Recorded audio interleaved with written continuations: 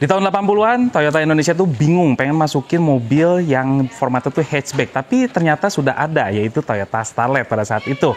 Nah, tapi kan Toyota tuh pengen yang Corolla nih. Pengen di atasnya sedikit dari Starlet. Nah, ternyata dia punya cara yang berbeda. Memasukkan tipe yang liftback-nya atau disebutnya sebagai fastback kalau sekarang.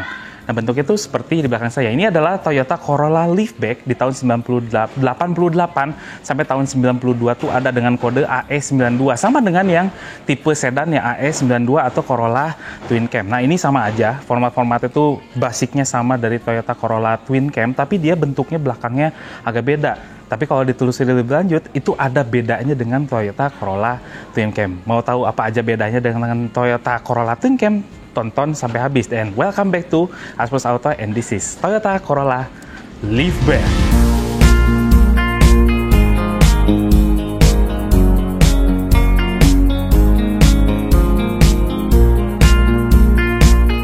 Sebelum kita mulai reviewnya, ada baiknya apabila sobat suka dengan channel Aspros Auto yang membahas mobil-mobil yang tahun 80-an, tahun 90, tahun 70, semua mobil sampai yang mobil yang baru, like, share, and subscribe ya. Nah, apalagi kalau komen, karena komen tuh membuat kita pintar, karena netizen Indonesia kan pintar-pintar. Mobil ini saya pinjam dari @garasi.bandung. @garasi.bandung ya, bisa dilihat di situ Instagramnya. Mobil ini tidak dalam keadaan dijual, karena ini mobil yang spesial bagi ownernya. Nanti bisa dilihat, tonton sampai habis apa saja yang istimewa dari mobil Corolla Liftback di tahun tahun 88 ini. Tahun 88. Yes. Let's take a look the front design of Toyota Corolla Liftback. Tahun 88. Ini adalah tahun 88 dan facelift sekali di tahun 91-an. Tahun 90, tahun 91 itu faceliftnya yaitu Toyota Corolla Liftback. Sama dengan yang versi sedannya. Nah, bedanya apa dengan yang versi yang Twin Cam biasa? Ternyata dari sini pun sudah berbeda. Karena Toyota Corolla Liftback bentuknya itu seperti Gallon atau Eterna, yang bagian atas itu lebih mancung daripada bagian bawahnya. Sedangkan yang Twin Cam itu ke sini. Kalau yang ini itu ke sini. Jadi lebih mancung yang di atasnya. Kalau yang Twin Cam itu di bawahnya yang lebih mancung. Terus juga grillnya juga berbeda dengan yang Twin Cam. Bumpernya juga ikut berbeda. Nah, di sini juga ada garis chrome sebelah sini, ada lampu sen sebelah sini. Faceliftnya di sebelah mana? Ternyata dari bentuk bumpernya berbeda. Bentuk lampunya pun berbeda. Walaupun dia sama-sama seperti ini, tapi berbeda bentuknya. Uniknya di Toyota Corolla Liftback, itu kontur kap mesinnya nggak ada sama sekali. Lurus sampai ke sini, ada 2 buah kecerutan. What the meaning of kecerutan? Ada panggangan sate juga tuh di situ. Lampu sennya juga boros. Di depan 1, di pinggir 1. Tapi hebatnya nggak usah nempel ke bodi ya. Jadi semua di satu ini sebelah sini dan kelihatan dari samping. Keren. Nah, ini dia bedanya antara Corolla Twin Cam sama Liftback itu di bagian sebelah sini. Karena yang Twin Cam kan dia sedan, jadi dari sini turun langsung bagasi. Kalau ini bagasinya menyarunya nyatu sama kaca belakang. Dan ini literally bukan 4 pilar, bukan 3 pilar, tapi 4 pilar. A, B, C, D. Kalau yang sedan kan sampai pilar C aja, ini sampai pilar D ke bagian sini. Dan ini kacanya gede sekali untuk di bagian pilar C-nya. Lihat, ini bedanya. Terus juga dia pakai pelek yang sudah diganti sama ownernya biar lebih cantik gitu ya, pakai compo motif ring 15. Dan sini lihat nih, ada list chrome yang memanjang dari belakang sampai ke bagian bumper depannya. Ada side skirt pakai yang Levin. Ya biar cucok aja gitu ya, karena kan di tahun-tahun segitu ada Trueno AE8 di Indonesia nggak masuk dan pengobatannya dari sini.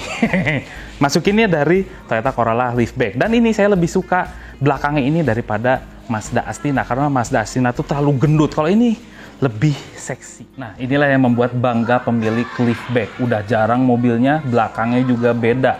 Seperti AE86 yang lebih membulat. Nah, kenapa disebut Toyota Corolla Liftback? Itu karena ada di sini ada tulisan Liftback yang sangat besar, Corolla 1.6 Toyota, dan di atas ini dia sudah pakai rear defogger. Kacanya tuh gede, yang membuat pemilik Liftback itu kesulitan mencari kacanya. Dan ini memang kacanya harus pesen ya Om ya, kalau pecah. Susah ya? Nah, ini problemnya kenapa nggak banyak orang yang memilih Liftback. Tapi sekarang jadi inceran. Nah, terus juga ada tulisan Twin Cam 16 valve, sama seperti Toyota Corolla Twin Cam-nya. Dan ini karena dia Liftback, hampir seperti hatchback yang dipanjangin ada buntutnya. Itu sering kotor kan kalau kena hujan gitu, balik ke kaca sini, makanya ada wipernya, dan posisi wipernya memang standarnya sudah berdiri seperti itu, sudah siap siaga.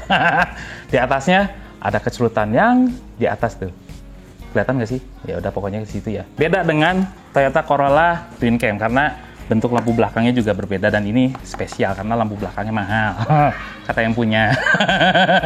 Yes, ini versi yang JDM ya, karena yang versi yang standar di Indonesia yang sebelah sini itu lampu kuningnya itu nggak ada gelombang-gelombangnya, sebelah sini tuh nggak ada. Ini versi yang Jepangnya, dan ini menyambung sampai ke bagian samping. Ini walaupun plastik tapi dia sama gitu ya, gelombangnya sama yang lampu sen, sedangkan yang di Indonesia itu hanya polos saja sampai ke bagian sebelah sini. Terus juga garnish tengahnya juga berbeda, karena yang di Indonesia yang bawahnya itu berwarna merah, semua merah. Kalau ini ada kuningnya dan juga ada guratan-guratan kayak gini ya, ada 3. Ini keren sekali. Terus di sini list chrome-nya dari depan, pinggir sampai ke bagian belakang. Nah, terus juga dia punya sama kayak Starlet ya, Starlet yang tahun 90-an, yang plat ininya nggak akan muat dicukupi sama plat yang zaman now karena saking panjangnya. Makanya rata-rata yang punya Twin Cam itu pasti dipendekin kayak gini. Terus lampu plat nomornya juga menghadap ke atas kayak lampu panggung. Nah, satu lagi yang saya suka dari Toyota Corolla Liftback karena ekor itiknya. Ekor itiknya ini yang membuat dia berbeda, dan ini kalau dicopot memang agak culun sih jadinya ya.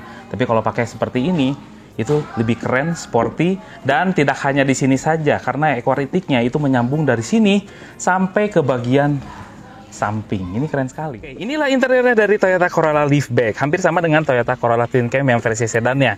Tapi ini sudah dirubah sama pemiliknya, ownernya, karena cluster instrumennya dia pakai Corolla Twin Cam yang GTI. Karena di sini harusnya yang liftback itu ada head unit di bagian atas sebelah sini. Tapi yang kalau GTI di sebelah kiri itu ada jam digital, ada temperatur oli, ada tegangan aki, ada fuel gauge, ada speedometernya, ada tachometernya, dan di sebelah paling kanan yaitu temperatur gauge. Sangat lengkap kalau yang GTI. Terus juga bahan-bahannya itu memang plastik-plastik gitu ya, nggak ada soft touch. Ini bukan soft touch ini, bukan ya? Bukan kan? Udah ada plastik-plastik gitu. Ya, agak sedikit empuk sih, tapi ini bisa dibilang bukan soft touch. Terus di bagian sebelah sini ada yang namanya lampu hazard. Nah, di sini ada buat rear defogger. Di sini sebelah kirinya ini ya, dummy ya. Sebelah kanan juga dummy. Oke, setirnya ini yang saya amaze karena dia pakai setir dari AE86 yang Black Edition. Ih, keren sekali. Terus sini setirnya sudah bisa tilt steering untuk yang liftback. Nah, terus juga ini ada perbedaan dengan yang aslinya, karena yang aslinya dia AC-nya tuh digeser-geser. Kalau ini ada yang pencet-pencetan dan juga temperaturnya digeser. Tapi ini at least untuk arah semburannya dipencet-pencet. Ini luar biasa. Ada yang namanya icon juga ya, supaya menjadi lebih irit katanya walaupun pakai AC. Terus ini juga ada sirkulasi dari luar ke dalam. Nah, di bawahnya ini dia. Ini karena liftbacknya Sultan. Dia sudah pakai jok Recaro. Keren sekali. Ini mahal. Terus di sini dia audionya sudah pakai Nakamichi. Yes, Nakamichi. Terus juga pakai belalai gajah gini untuk equalizernya dari Blowpong gitu ya. Sebelah sini, dan di sini ada cup holder yang tahun-tahun segituan yang diselorok gitu ya, digeser-geser seperti ini. Terus juga di sebelah sini ada asbaknya, ada power socket 12 volt, di bawah ada tempat penyimpanan terbuka. Nah, ini dari sini ke sini itu tidak ada perbedaan dengan yang Toyota Corolla Twin Cam. Tapi yang ini nih ya. Ya, ini oke lah, sama, ini sama, ini sama. Tapi di sini ada electric mirrornya. Electric mirrornya juga dengan retract. Ini bisa ngelipat sendiri, ini keren, tahun 90-an pakai retract. Ya dirubah sih, tapi ya keren aja gitu, mobil tua pakai retract. Kalah mobil sekarang. Nah, di sini glove box-nya lumayan gede, lumayan gede, nggak gede-gede amat dibilangnya. Dan juga di sini sun visor-nya nggak ada kacanya. Di sini juga ada mode night and day untuk spion tengahnya. Tapi ini keren sekali. Asa nggak tahu ya, ini mungkin karena kursinya yang lebih sporty, tapi kita ngerasain dudukin tuh kayak di bawah gitu.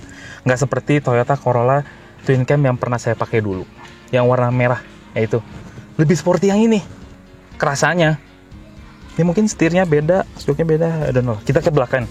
Oh ya, di trim pintunya dia sudah pakai power window di keempat jendelanya, dan juga untuk yang depan sini itu auto up, auto down. Ada window locknya juga, ada door locknya yang dipencet-pencet, bukan dari sini saja. Nah juga untuk di bagian dalamnya Toyota Corolla Liftback itu ada list chrome di dekat kacanya. Ini keren sekali. Oke, saya sudah jelaskan juga. Toyota Corolla Twin Cam itu bagian belakangnya kurang begitu luas. Sama juga nasibnya dengan Toyota Corolla Liftback yang oke, ini mentok. Headroomnya sedikit lagi kena kepala. Jadi kalau kita harus nyender yang proper, itu kakinya harus ke belah kiri dan ke belah kanannya dari si kursi depannya. Ini posisi mengemudi saya 172 cm, masih gedean yang Grand Civic. Nah terus, tapi duduknya at least sandarannya tuh enak. Walaupun memang kakinya harus sedikit ngejolok ke depan, pahanya tersangga dengan baik karena dia agak-agak ke atas, incline gitu ya, jadi lebih enak di pahanya. Nah terus kalau Recaro, nah bisa dari belakang tuh ke depanin. Padahal ini fitur yang nggak perlu untuk di sebuah liftback atau yang sedan. Ini bagusnya untuk di sebuah yang 2 pintu gitu mobilnya. Tapi nggak apa-apa, ini adalah kursi mahal. Nah di sini karena dia adalah liftback Sultan, dia audionya Nakamichi, terus juga speaker-speakernya pakai high end semua. Nanti kita lihat yuk di bagian bagasinya. Kan kita lihat bagasinya liftback. Nah kayak gini nih. Oke, dibukanya tuh dari anak kunci sebelah sini atau dari cungkilan di sebelah driver. Nah yang namanya liftback atau fastback itu udah pasti ciri khasnya kaca belakangnya ikut terangkat bersama dengan bagasinya gitu ceritanya. Nah di sini kita dikasih tray dan bisa dilipat. Kalau misalnya ganti ban di bagian bawah itu bisa kayak gini konstruksinya, dan ini bisa dilepas-lepas ya.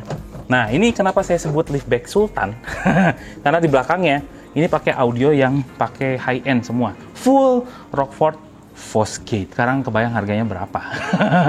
Ini walaupun mobil tua, dia dipakein aksesoris yang high end semua, kayak misalnya setir tadi kan mahal tuh sekitar, kalau sekarang tuh 5 jutaan gitu ya, apalagi dengan kayak gini-gini nih audionya. Makanya ini liftback Sultan, dan masih jarang loh yang kayak gini.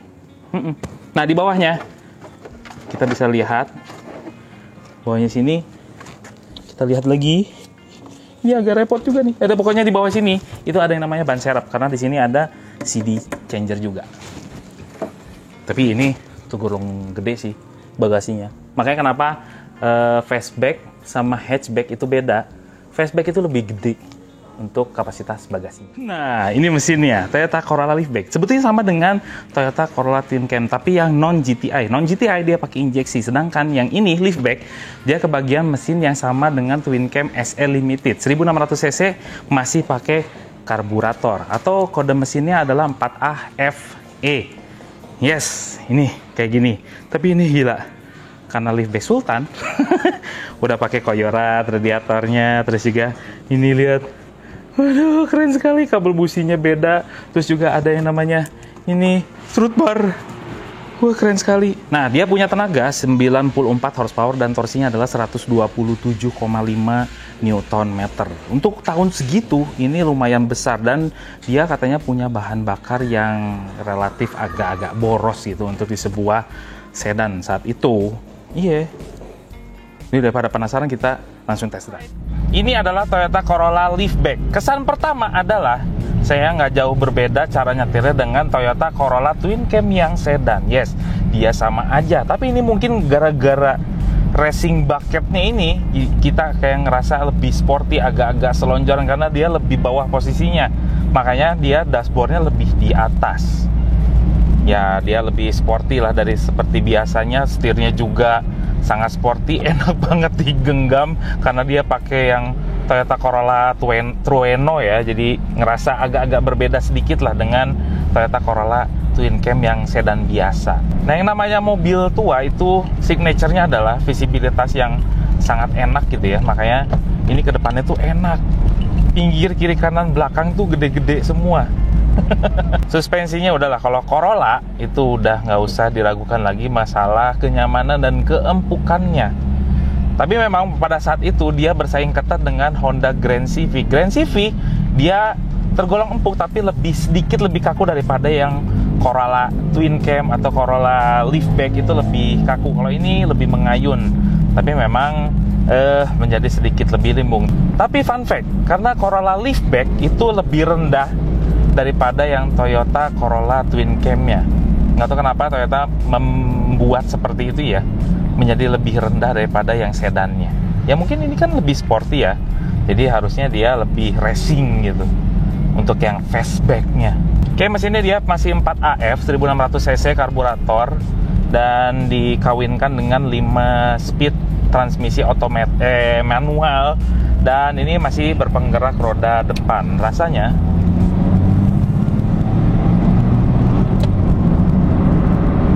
lumayan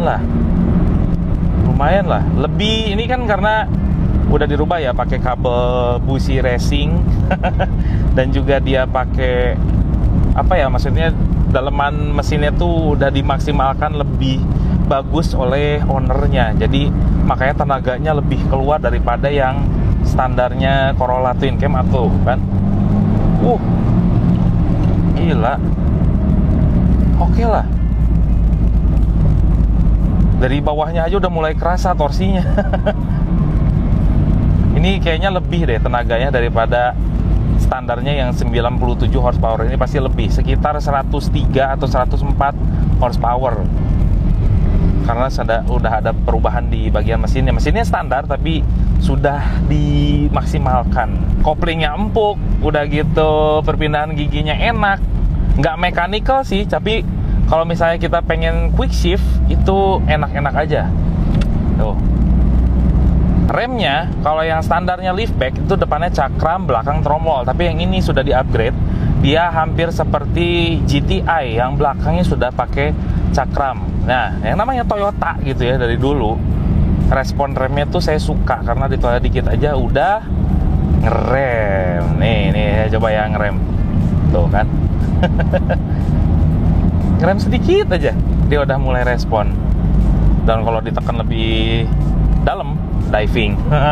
Toyota itu kayak gitu dari dulu, dan karakternya tuh gitu semua ya sampai sekarang. Toyota tuh remnya gitu semua. Peredam kabinnya ini dia nggak sesuai sih dengan nama Corollanya, karena berisik loh ini beneran.